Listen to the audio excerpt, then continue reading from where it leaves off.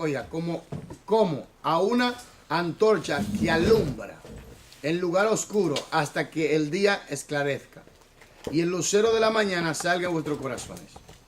Entendiendo primero esto, que ninguna profecía de las Escrituras es de interpretación privada, porque nunca la profecía fue traída por voluntad humana, sino que los santos hombres de Dios hablaron siendo inspirados por el Espíritu Santo. Señor, en el nombre de Jesús, danos sabiduría y entendimiento. En el nombre de Jesús, amén. Amén. ¿Dónde nos quedamos? Vamos a ver. ¿Quién se recuerda? 9.3. Encontrar el tema central del narrador. Sí. Aleluya.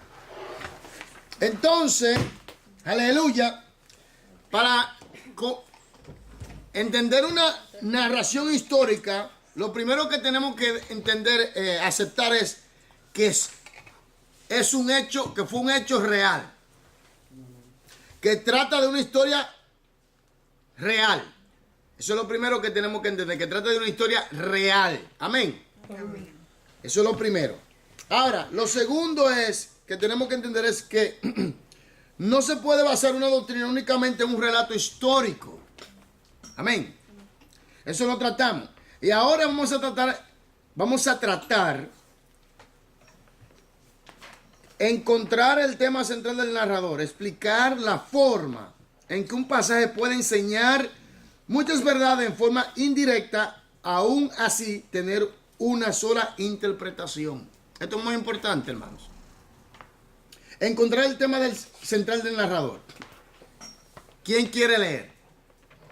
¿Hay alguien que quiere leer, Yorladis? Me siento como estoy en el avión, pero... ¿Todavía está en el avión? No, pero voy a leer, pastor. Ya casi nos saluda. Aterriza todavía. Sí, estoy todavía casi como... Con el zumbido todavía. No del zumbido, no, sino como rara. Bueno, el narrador, encontrar el tema central del narrador. El narrador es la persona que cuenta la historia o registra el acontecimiento. Moisés, Mateo y Juan son ejemplos de narradores. A veces el narrador explica claramente el significado de un suceso, pero otras veces permite que cada intérprete decida por sí mismo lo que cada relato significa. Cuando esto ocurre, debemos presumir que, como los demás textos bíblicos, cada narración tiene un solo significado. Párame, ¿cada narración tiene un solo qué? Significado. ¿Cuál significado? El que el autor quiso darle. ¿Sí? El que le dio el autor original. Es posible que interpretemos la Biblia con autoridad sin... Es imposible. Oh, perdón. Es imposible que interpretemos la Biblia con autoridad si no aceptamos esta verdad fundamental. Páreme ahí. ¿Qué debemos buscar primero? Encontrar que el tema central de la narración, el cual el narrador está dando. Entonces de allí vamos a partir para poder interpretar las escrituras debidamente. Siga leyendo, por favor. La Biblia tendría tantos significados como intérpretes. Si no hacemos eso, va a suceder que la persona va a interpretar la Biblia a su manera. Bueno, usted lo está viendo hoy en día, que muchas personas están interpretando la Biblia a su manera. Cogen los textos bíblicos sin analizarlo profundamente y dicen que la Biblia dice así. Pero espérate un momento. Hay que estudiar todos los puntos para saber en realidad lo que quiso decir el autor. Porque cuando usted está leyendo un libro, a un libro secular, el escritor tiene un punto de vista y un tema central. Y a través que usted va leyendo, usted se da cuenta del punto de vista y el tema central que el autor está dictando o está expresando a través de ese escrito, a través de ese libro. Entonces, no podemos decir no porque la Biblia dice y coger un versículo y hacer una doctrina, porque no podemos. A menos que no se explique todo el contexto. Entonces, muchas personas cogen cierto texto de la Biblia y dicen, bueno, la Biblia dice así, pero no han estudiado el texto remoto y el texto inmediato. No han estudiado en realidad pensamiento central del libro o de la narración que está dictando el narrador. Y por eso tenemos interpretaciones de hombres. Porque ¿cuál es una de las reglas que tenemos que tener en cuenta cuando vamos a hacer exégesis o a interpretar las escrituras? Que la Biblia es su propio intérprete. Que la Biblia es su propio ¿qué? Intérprete. Siempre tenga eso en su mente. Sigamos, por favor. Un estudiante preceptivo puede leer cualquier historia importante en la Biblia y encontrar docenas de verdades diversas y conceptos acerca de la vida piadosa. ¿Usted oyó eso? Si usted es un lector superficial, usted va a leer la Biblia superficialmente. Ahora, si usted es una persona crítica, usted no va a leer la Biblia superficialmente. Usted lo que va a hacer es siguiente, usted va a estudiar los contextos. Va a estudiar el contexto inmediato, histórico, lingüístico, cultural, todo lo contexto, el contexto del libro, cuál es el tema central, y va a entender mejor lo que en realidad quiso decir el autor. Entonces, desde allí es una plataforma para expresar esa idea en diversas formas. ¿Me doy a entender? En diversas formas. Esa idea en una diversidad de formas. Oiga bien lo que estoy hablando. Así no se sale de contexto ni está inventando usted su propia doctrina ni una ideología rara, que mucha gente lo está haciendo hoy en día. Sigamos. Sin embargo, un exégeta sabio continuará su búsqueda hasta encontrar la verdad central y principal de la historia, y entonces buscará los otros principios pertinentes. Por supuesto, muchas historias tocan otras áreas de la vida, además la idea central del pasaje, pero estas son secundarias, elementos accesorios del propósito principal del autor. Solo se puede predicar con autoridad sobre una historia después de que se ha encontrado su propósito central. ¿Oyó eso? Solo se puede predicar o expresarse con autoridad cuando usted conoce el propósito central. No. ¿Me entiende? Usted tiene el tema, tiene el propósito por el cual se dio ese tema. Por eso es importante estudiar por qué se escribió el libro, cuál fue la circunstancia que generó que el libro se escribiera. Ahora, ¿a quién se escribió? Ahora, ¿cuál era la circunstancia en la que se encontraba a quién le escribieron? Oiga bien, era un asunto espiritual, era un asunto social o cultural, era un asunto religioso. Por eso es importante encontrar el tema central de la narración. Sigamos, por favor. El hecho de desestimar esta regla abre la puerta para que el intérprete haga el exégesis del texto basándose en su propio sentido. Páreme ahí. Su propio sentido común. ¿Qué es lo que está diciendo eso? Mi propio sentido común. Cuando yo no tengo el tema central de la narración en la cual yo estoy leyendo, si yo no tengo el tema central, entonces yo voy a hacer una exégesis basado en mi sentido común. Entonces yo voy a estar pensando que estoy haciendo una exégesis y lo que estoy haciendo es simplemente una mala aplicación de las reglas, o mejor dicho, de la hermenéutica. Eso es lo que estoy haciendo. Por eso es importante buscar el propósito principal de la narración. Y yo digo que para encontrar el propósito principal de cualquier tema, en cuanto bíblico, tenemos que analizar la relación de Dios y el hombre. Siempre. O del pueblo y Dios. Siempre. Si usted quiere saber lo que está pasando en una narración, tiene que saber este punto. ¿Cómo está la relación entre Dios y el hombre? ¿Cómo está la relación entre Dios y el pueblo? ¿Cómo está la relación entre Dios y tal nación, etcétera? Entonces usted va a dar cuenta por qué Dios le dio ese mensaje. ¿Y cuál es el punto principal de ese mensaje para ese pueblo o para esa nación o para esa persona X o para ese individuo?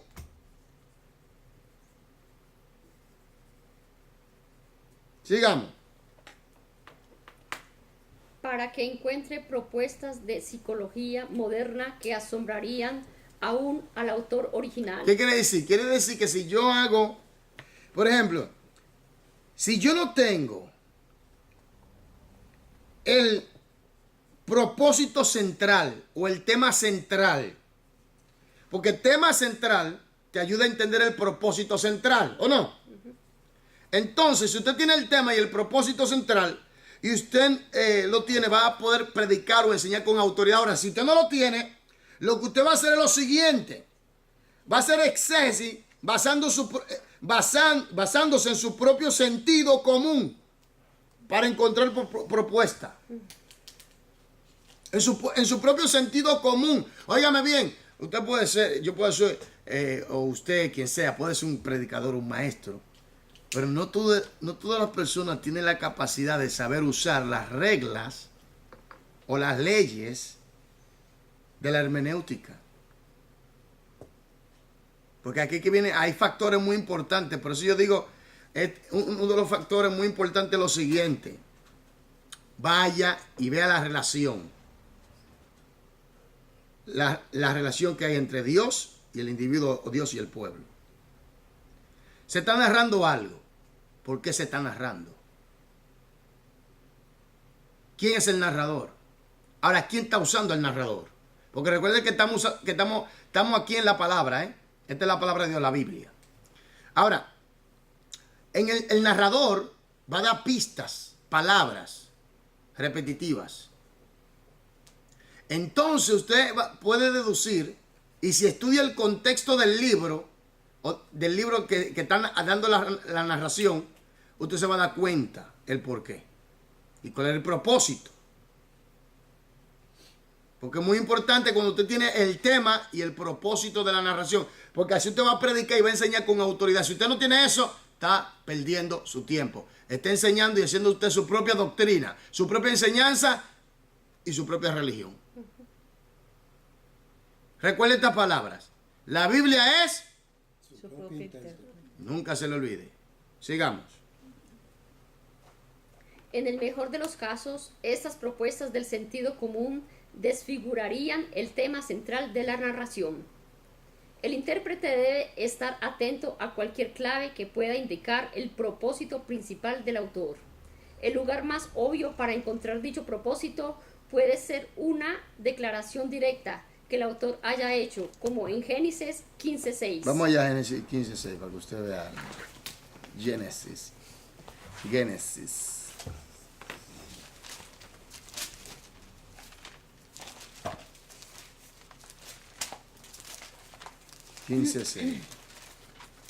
15:6. ¿Qué dice?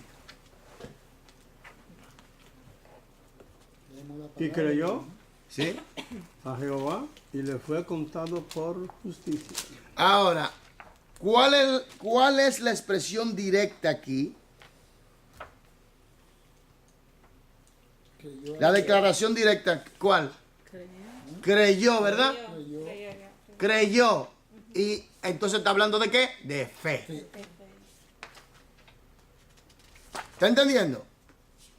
Creyó Abraham. Entonces Abraham tuvo fe en Dios. De que Dios llevaría a cabo su propósito, su plan y cumpliría su pacto. Amén. Entonces, si nosotros analizamos al narrador con cuidado, desde que comenzó a narrar su narración histórica, entonces usted va a ir paso por paso tranquilamente, y entonces usted mismo se va a dar cuenta del propósito, del tema y el propósito. Por ejemplo, yo siempre cojo este ejemplo, Mateo, él siempre usa la palabra el reino de Dios. El reino de Dios. El reino de Dios. Ahora, ¿por qué Mateo usa mucho la palabra el reino de Dios? El evangelio del reino. ¿Por qué? Porque sabía por quién, a cuál persona lo ha escrito. Mateo le está escribiendo exclusivamente a quién. A los judíos. Y los judíos, ¿qué estaban esperando? El reino. El reino. Entonces, él está usando una palabra clave.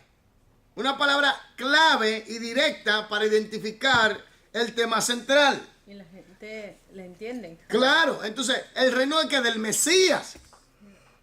Eso es lo que Mateo le estaba dando a entender, de que el reino del Mesías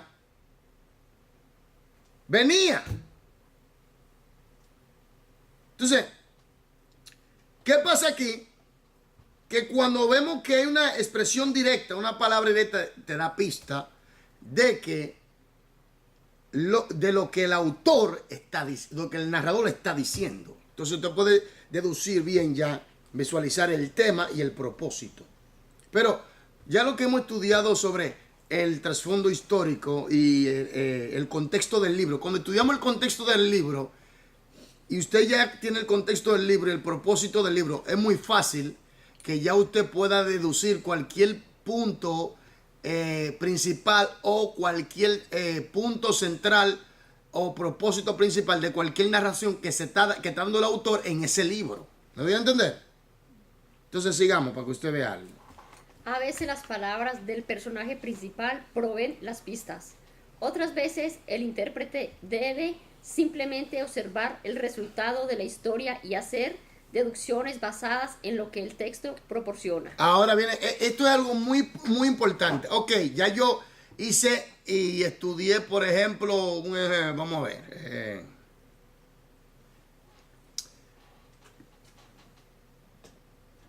Esther. No me menciona a Dios. Pero conforme al contexto, ¿qué se deduce de Esther?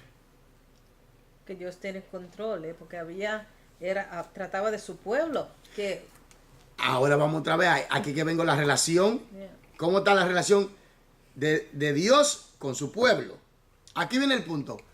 ¿Cuál es un punto, vamos a decir, principal de Esther? se metieron en ayuno 3 días. La fe. Para buscar la presencia.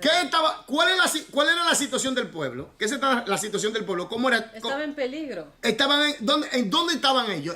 No estaban en su lugar, estaban en Medo Persia por ahí. Babilonia. Ok.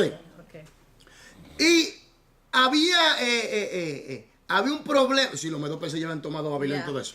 Pero el punto está en lo siguiente: que el pueblo corría peligro porque había un enemigo. Había un enemigo que quería destruir al pueblo judío. Entonces, ahora viene el punto de que Mardoqueo. Mardoqueo era el hombre que estaba siempre. Además era que llama. Sí, pero, o sea, tú tienes a Mardoqueo y tú tienes a Esther. Ahora, Esther hizo su parte. Mardoqueo hizo su parte. Y ahora viene el punto de que el pueblo fue guardado y el enemigo de Dios fue destruido. ¿Qué palabra clave? Porque si le doy toda la historia bien, usted va a entender lo que le estoy. Pero yo quiero saber qué palabra clave se deduce de aquí, de este pequeño resumen. Que Dios proteja a su pueblo, ¿no? Sí, la providencia que Dios guarda a su pueblo. Sí. Pero no se menciona a Dios. No, pero uno puede ver la mano de Dios. Entonces por eso es muy importante conocer el contexto histórico, la situación de cómo está la relación de Dios con su pueblo.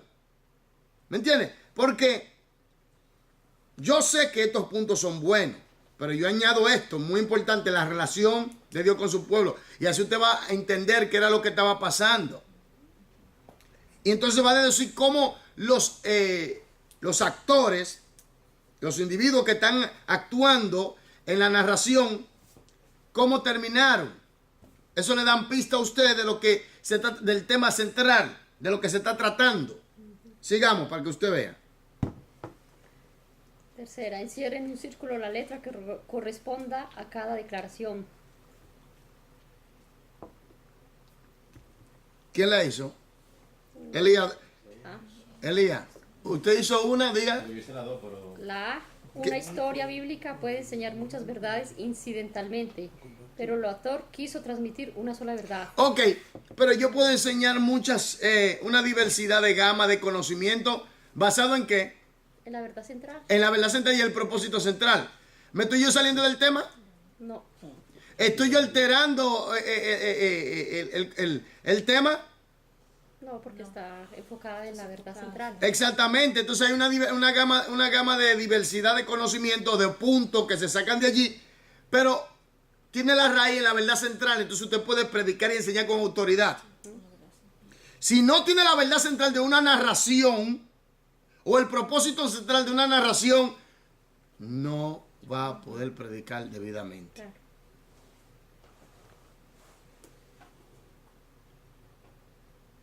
¿Sí? Sigamos. La D, Sí. el narrador de una historia bíblica es la persona que la registró. Sí. Miren, si usted o mi persona no vamos a encontrar el tema central de la narración o el punto central o el propósito central, va a haber un problema serio. ¿Entendieron eso?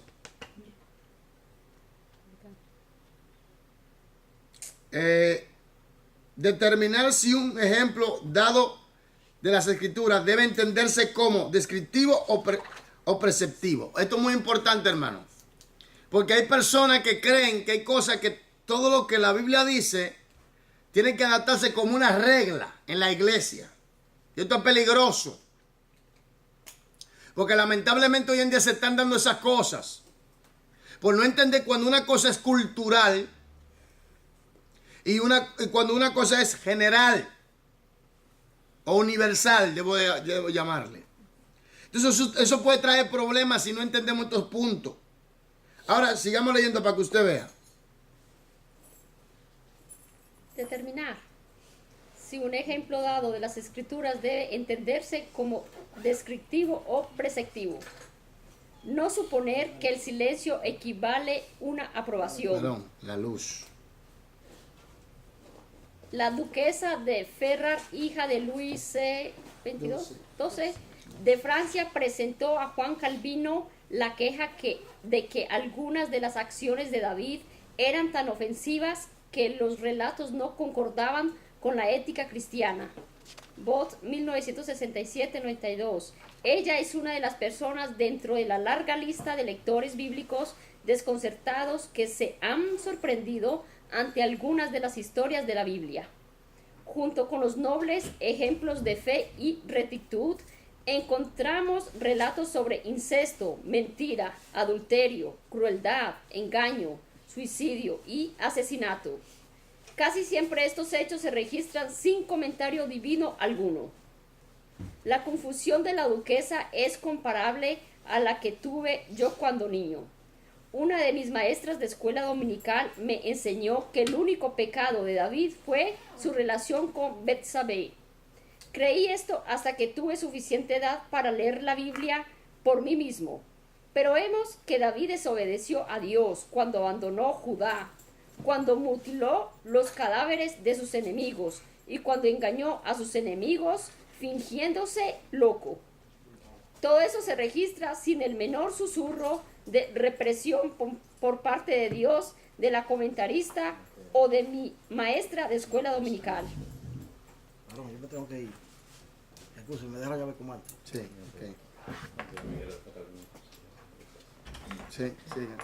Conozco Dios le la... bendiga. Dios le bendiga. Conozco la diligencia de aquella maestra de escuela dominical y estoy seguro de que ella leyó toda la historia de David antes de dar su clase. Sin embargo, al igual que muchas otras personas, ella puso que la ausencia de condenación divina significativa, aprobación divina. Páreme ahí. De que Dios aprueba cierta área de un creyente, no quiere decir que aprueba la demás. Por ejemplo, la gente pensaba que Dios estaba de acuerdo con la poligamia, pero no era así. Era por causa del pecado del hombre, que se permitían muchas cosas. Oiga bien, por ejemplo, la situación de Abraham. No quiere decir porque Dios, Abraham creyó a Dios, ¿verdad? Y Dios le dio promesa a Abraham, que Dios estaba de acuerdo con todo lo que Abraham hacía. ¿Me están entendiendo? Que aquí que viene un punto, que la situación, que Dios haga silencio no quiere decir que Dios aprueba, como dicen algunos. Pero No. como eso, pastor, ellos podían tener otras esposas, ¿no? Cuando eso era legal o no, es que es... El punto está es que llegó un momento donde Dios prohibió eso. Ok, Dios prohibió eso. Llegó un punto donde Dios dijo, ya está aquí, no se puede. ok. Pero la gente lo siguieron haciendo. Ok, lo Como siguieron los haciendo. reyes que tenían 1000 mujeres. No. Pues, Sigamos, para que usted vea algo. Estaba equivocada en muchos casos. Los narradores del Antiguo Testamento prefirieron no atestar sus relatos de explicaciones sobre las acciones de los personajes principales, presumiendo que el lector deduciría el error de dichas acciones basándose en su conocimiento del resto de la revelación divina. ¿Qué quiere decir eso? Que vemos que Dios haga silencio, no quiere decir que Dios está probando algo, sino que usted debe deducir por el contexto bíblico del conocimiento que tiene acerca de la palabra, de la revelación completa, que es las escrituras, de que Dios no está de acuerdo con esas acciones de tal creyente o tal hombre de Dios. ¿Aló? ¿Usted ve? Porque sí, porque en el contexto hay algunas partes que de todo modo expresa su malcontento de las personas. exactamente. Entonces, ¿qué pasa? Que muchas personas piensan, no, Dios no le dijo nada porque es Abraham. No, Ah, ya, No. exactamente. no es así. Usted verá, vamos a seguir leyendo para que usted vea. Vamos a terminar esto. Puesto que el narrador quería continuar su historia, solo usó los detalles necesarios para alcanzar este propósito. Por esta razón, necesitamos pautas que nos ayuden a distinguir entre lo que una historia o narración histórica simplemente describe y lo que pretende prescribir, establecer como regla. Establecer como regla, oiga bien. Cuando se establece como regla, quiere decir que tiene que ser implantado o aceptado por la iglesia como una regla de parte de Dios. ¿Me doy a entender? Y aquí viene un gran problema porque se han puesto reglas en la iglesia y son reglas de hombre, no de Dios. Por una mala interpretación, por no buscar el punto central o tema central o propósito central de la narración o del tema o del libro. Por esta causa tenemos muchas reglas implantadas de hombres en las congregaciones locales. Tenemos legalismo. Tenemos mutilación espiritual al cuerpo de Cristo en cuanto a la función de los dones, porque hay una parte del cuerpo de Cristo que dice que ya la lengua no es tan vigente. Si la lengua no es tan vigente, tampoco los milagros, ¿o no? ¿O me equivoco? Entonces, ya tenemos allí una mutilación al cuerpo de Cristo. Y una clase de freno al Espíritu Santo. Aunque sabemos que no lo pueden frenar, pero es una clase de freno. Porque Él no va a violar Él no te va a violar. Eso lo sabemos. Él no viola el libre albedrío de la persona. Ahora, tenemos que entender esto. Se han implantado reglas en las iglesias.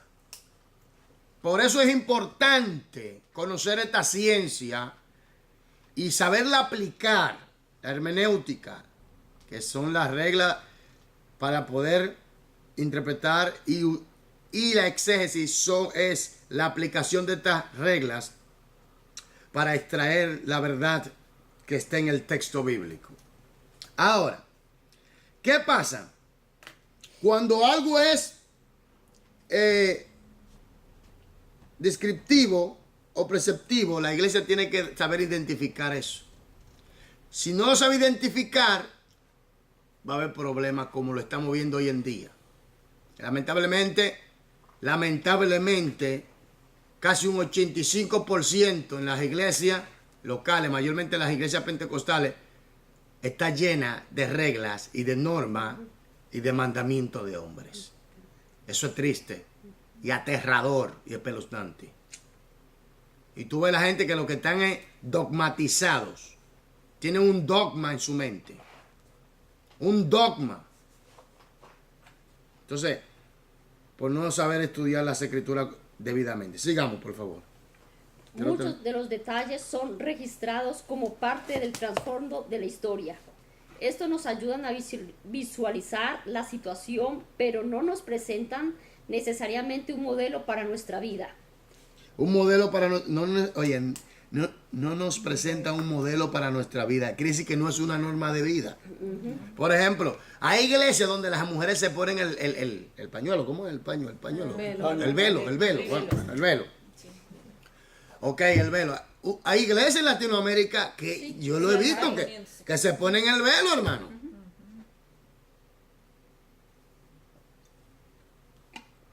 Sí, hay muchos. Y a los hombres les gusta eso, pero la pregunta ¿es bíblico eso? No. Eso era cultural. Eso era un punto cultural. Eso no es. Nosotros venimos de otra cultura y además eso no es un punto general o universal para implantarlo como una regla, lo que sí alude al culto, ¿cómo se dice esto? A cómo manejarte mejor en un culto de adoración. Eso sí alude a eso, pero no alude a una norma de aplicación de implementarla como una regla y norma de vida en la iglesia. Eso no. Sigamos para que usted vea. Dichos detalles son denominados descriptivos. Vea la lección 6. Otros detalles sí constituyen modelos para nuestra vida y son denominados preceptivos. Los preceptivos son las reglas que son para nosotros, ¿verdad? Y los descriptivos simplemente que se describen, simplemente que están allí, que ayudan a ilustrar los preceptivos, pero no son preceptivos en sí, sino descriptivos. ¿Me doy a entender? Sigamos, para que usted vea. Un ejemplo clásico de narración descriptiva es el relato de la relación incestuosa entre Lot y sus hijas en Génesis 19:30-38. Naturalmente, este acto no es un modelo para los cristianos de hoy, solo constituye el registro de origen de dos naciones. ¿Está entendiendo? Eso es descriptiva. Lógico, porque imagínate, Charlene. Hay No, un insecto, fornicación y toda la diablura. No, porque ya los términos a veces Descriptivo. Vamos a decirlo así. ¿Cómo es descriptivo? Otra vez, pastor, descriptivo. Descriptivo es cuando lo describe simplemente para describirlo. Prescribir es cuando nosotros lo tomamos como una regla. ¿Qué es regla? No que lo tomamos, ¿qué es regla para la iglesia? Pero ese es Por ejemplo, cuando algo es preceptivo. universal. Eso lo estudiamos. Oh, ya, okay. Cuando algo es universal, que eso... Como es un tema, un término término nuevo. Sí, ok, El siga. preceptivo. Para la iglesia universal, el preceptivo. ¿no? Sí, el preceptivo. Hermano, ¿se podría describir descriptivo como una regla general sin fundamento? No. El descriptivo nos ayuda a entender la verdad que nosotros debemos adoptar como modelo. O la ilustra también. Pero no es la regla. Como una regla fija, ¿no? No lo es. Por ejemplo, aquí habla sobre dos pueblos. Pero si analizamos bien, habla de que el creyente tiene que guardarse del pecado. ¿O no? Entonces, es una regla universal. Sin santidad, Nadie verá a Dios. sigamos. El estudiante de la Biblia debe tener cuidado de no tomar el simple registro o descripción de un suceso para prescribirlo como una norma que debe ser seguida hoy. Hay dos reglas que nos ayudan a conocer la diferencia entre los detalles descriptivos y preceptivos. Oiga esto. Estas son: Número 1. una, juzgue la acción del personaje basándose en otros pasajes bíblicos que contengan enseñanzas más claras y directas. ¿Se recuerda lo que estudiamos? Los pasajes oscuros son aclarados por los pasajes. Claro. Ok. Entonces, ¿qué pasa aquí? Que para que algo sea doctrina, tiene que estar fundamentado en toda la Biblia. ¿O no? Entonces, si usted ve un punto que es universal, va a estar apoyado en toda la Biblia. Ahora, si está haciendo una narración simplemente, está describiendo una narración, porque la situación de Lot sucede más en la Biblia, más donde le dan vino al padre y las dos hijas No, es solamente una vez Solamente ahí. matado ahí, como historia. Exactamente, pero... Narrativo, ¿no? Y eso es describir. No, sí, eso describe, sí. Yeah. Sigamos para que usted vea. Número 2. Segundo, preste atención a la forma en que la historia influye nuestra aprobación o desaprobación de un hecho o acción de un personaje. ¿Cómo termina el personaje? ¿Termina siendo la voluntad de Dios? No, porque se constituyó enemigo del pueblo de Dios mismo. ¿Está entendiendo? No. Sí, su familia. Los dos descendientes, los dos pueblos fueron enemigos aterradores del pueblo de Israel. Ahora, el punto está, ¿cómo terminó el personaje?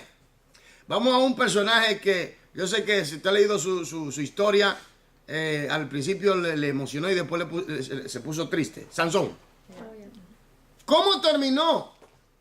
No conforme a la voluntad de Dios. Entonces, usted viendo tal acción y tal conclusión, o cómo termina esa historia, o este personaje, este individuo, usted ve que no fue la voluntad de Dios que él terminara de esa manera. Porque sabía que no podía tomar otra mujer que no fuera su pueblo, ¿no? Pero aún así lo hizo con toda consecuencia. ¿Está entendiendo? Por eso es que uno tiene que tener cuidado con estas cosas de interpretar las escrituras. Esto es muy delicado, hermano. Créame, esto es muy delicado. Y esto ha traído mucha confusión por no saberlo aplicar. Y hoy en día el pueblo de Dios está sufriendo la consecuencia por líderes que están diseminando doctrinas raras, por no saber explicar o aplicar la hermenéutica y extraer, hacer una exégesis correcta, extraer la verdad bíblica y exponerla como debe ser. Entonces sigamos, por ejemplo, mire la conclusión, cómo le fue al personaje y las reacciones de otros ante sus acciones. Permítame agregar que el hecho de que Dios apruebe una de las áreas de la vida de un creyente no significa que apruebe todas las otras. El hecho de que Dios haya aprobado la fe de Abraham no quiere decir que aprobará sus múltiples matrimonios. ¿aló? ¿Usted oyó eso? Y era Abraham, ¿eh? Wow. Pero mucha gente piensa que Dios lo aprobó, ¿o no? Mucha gente piensa que Dios le aprobó a todas esas mujeres a Salomón. ¿No era la voluntad de Dios? No. La gente, no, mira, ese idiota va con él, espérate, no es así. Pero se pueden preguntar, pastor, esos hombres tan grandes de Dios y fallaron. Sí, ¿no? Que ¿Y? fallaron. Ser humano. ¿Sí? Ser humano. Por eso, ¿quién es nuestro ejemplo? Cristo. Cristo. Cristo. Ese Amén. es Es el único. Tentado en todo, pero sin pecado. Sin Ese pecado. no fue. El resto, estos hombres eran de Dios. Pero pasó eran porque pecaron. aquí el libro dice aprobó sus múltiples matrimonios. No aprobó su Ok, no, ¿cuál es múltimo? Estuvo más. Zebuda, No, varias veces. cuando su señora Sara murió, tuvo ¿y qué con lo de Agar? eso, pero no estaba casado con ella. Peor todavía. La fornicación. No, Eso es lo que está Pero fue Era Sara la que Peor insistió. todavía. Sí, pero ya no era conforme Como a la voluntad de Sara, Dios. Sara fue la que- Él te dijo llevar a Sara. Sigamos para que usted vea. De Sara. Aunque Dios aceptó a David a causa de la promesa del pacto, no necesariamente aprobó la forma en que crió a sus hijos. David no crió a sus hijos como debía ser. No, Ni Samuel, tampoco. ni Elí. Oh my God. Y eran hombres de Dios. ¿Y Samuel tuvo hijo? Sí, Samuel tuvo hijos. Claro. ¿Cuál es el...? Casi se menciona muy poco. Si no, vaya a estudiar la vida de Samuel. Sí. Él tuvo hijos. Tenía dos pesos. ¿Y qué pasó aquí? Pero el pueblo no quería los dos hijos porque No. no eran conforme a la voluntad de No, la niña de Dios. ay, y eran los hijos de Samuel. Pero, ¿cómo así? ¿Cómo así? Pero estaban ocupados más con Dios. ¿O qué? No, estaban en otra cosa. Los hijos estaban en otra cosa. No, los líderes, quiero decir. Descuido, Descuido. descuido, De la familia. descuido. Por eso digo, estaban muy más con Dios, ¿veis? Sí, pero Dios le descuido. bendiga. Bendición. Descuido. Entonces, eso es para que usted vea que no quiere decir que porque sea un hombre de Dios, Dios le aprueba todo. No. Claro que no. El pecado es pecado. No, Dios no esconde Eso su he pecado dicho. tampoco. Son Ya. gente joven normal, de carne y sangre. Normal, como tú y yo. Entonces, de que Salomón tuvo 1000 mujeres, no fue que Dios no aprobó todo su matrimonio. No, porque en la ley dice que un líder, Un rey. un rey no podía tener tantas mujeres. Y mucha gente piensa que él se casó y tenía también eso eran tratos políticos y diplomáticos también. Pero Porque eso era la caída de Salomón. sí, claro, por ahí, Esa por ahí fue mujer. que vino. Sí. Entonces, usted ve que hay cosas que son, perdón, hay cosas que Dios aprueba sí y hay otras que Dios no aprueba. Pero cuando Dios lo aprueba todavía hay consecuencias, ¿ves? Sigamos, vamos a terminar esto para cerrar porque el tiempo se me fue ya. Ya. La diferencia entre el registro bíblico de un detalle descriptivo y un detalle prescriptivo es que el primero presenta, ¿la ve? ¿Qué dice? El simple registro de un suceso, mientras que el segundo da una regla para ser seguida por todos los creyentes. Oye, hermano, miren, para poder describir esto, tenemos que entender primero, tenemos que juzgar la acción del personaje basado en otro pasaje bíblico que contenga enseñanza más clara y directa acerca del punto, ¿sí? Segundo, hay que prestar atención a la forma de la historia, cómo fluye y la aprobación o desaprobación del personaje, cómo terminó. Vamos al ejercicio 5. Jacob era un polígamo y Dios nunca lo condenó por esto. ¿Cree usted que podemos usar este ejemplo como modelo para los cristianos modernos? Explique. No encaja en el contexto bíblico, en toda la Biblia. Jacob se casó No con, se apoya. se casó con dos mujeres. Las dos hermanas. Sí. ¿Sí? Rebeca y... ¿Quiere decir que Dios aprobó eso? No. No, Hay una cosa que la gente no sabe que se llama la voluntad permisiva de Dios. Pero aún así salió 12 tribus. Sí, pero ya- Una mujer solo podía. No, pero la sierva de las dos fue la mayoría, la que mayoría. Fíjate, Como 4 tenía. sí, entonces lo que quiero decir es lo siguiente, hermanos, es que hay cosas en el hombre de Dios que Dios no aprueba. Pero sí lo permite. tampoco lo permite. Pero Ya veo. es porque el hombre tiene la facultad de ejercer su libre albedrío. Claro que Dios trata con la persona. Porque si tú estás ante la presencia de Dios, ¿tú crees que Dios no te dice, mira, hey, esto no está bien? Ahí mismo. Tú lo sabes y lo... Ahora, también tenemos que nosotros deducir por el contexto si eso agrada a Dios sí o no. Y lógico que no agrada a Dios. Porque había mucha pelea ahí, dice. Y de allí surgieron muchos problemas. Muchos problemas. Mira, surgieron, ok, tenemos las 12 tribus. Está bien, ahí están, tenemos a Ismael, tenemos a Isaac. Pero vinieron consecuencias.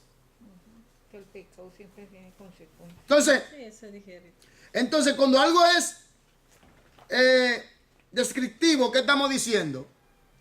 Que es solamente una narración, que es histórico. Para describir. Describir lo que pasó.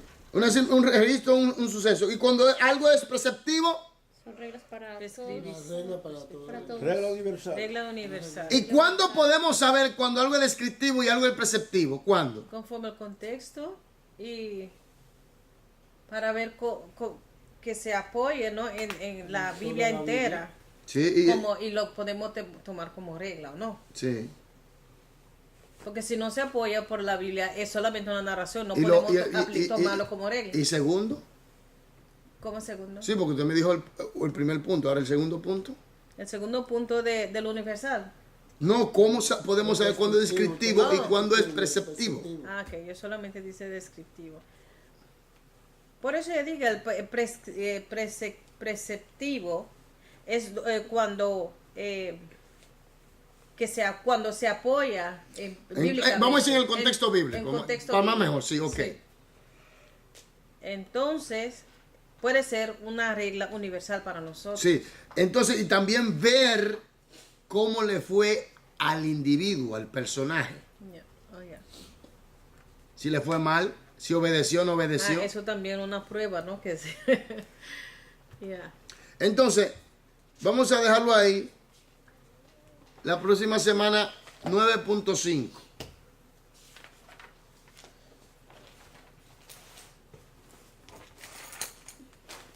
Amén. Amén. Dios le bendiga a los que nos sintonizan, que Dios le guarde, que Dios le bendiga en espíritu a mi cuerpo, en el nombre de Jesús. Amén. Amén. Amén.